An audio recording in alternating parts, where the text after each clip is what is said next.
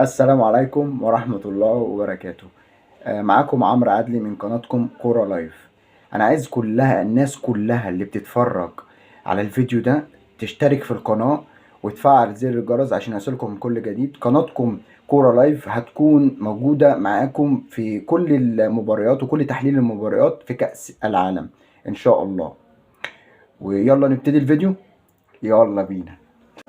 السلام عليكم ورحمة الله وبركاته. معاكم عمرو عدلي من قناتكم كورة لايف. هنقول لكم النهاردة التشكيلة المتوقعة لمنتخب مصر قدام منتخب بلجيكا. وأول حاجة هنبتدي بيها هي منتخب مصر.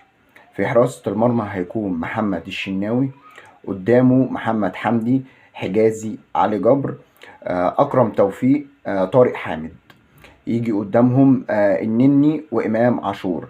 الثلاثي الهجوم هيكون مكون من تريزيجيه ومصطفى محمد ومحمد صلاح. نقول لكم التشكيلة كمان المتوقعة لمنتخب بلجيكا.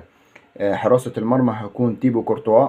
الثلاثي الدفاع فيرتون نخ، ألدرفيرد، دي باست. في على الشمال هيكون كراسكو، تمام.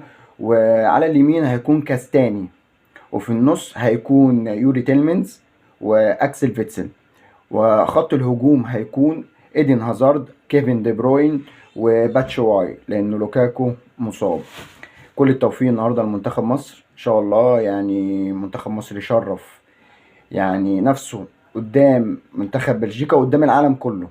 يعني على الأقل نعمل أداء كويس، حتى لو مش هنكسب نعمل أداء كويس، يعني أداء مشرف لمنتخب مصر. النهاردة كمان المباراة هتبين مستوى الدوري المصري، وهتبين مستوى يعني اللعيبة العالمية، يعني اللي محترفة في منتخب مصر.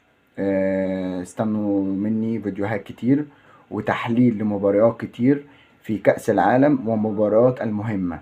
السلام عليكم ورحمة الله وبركاته.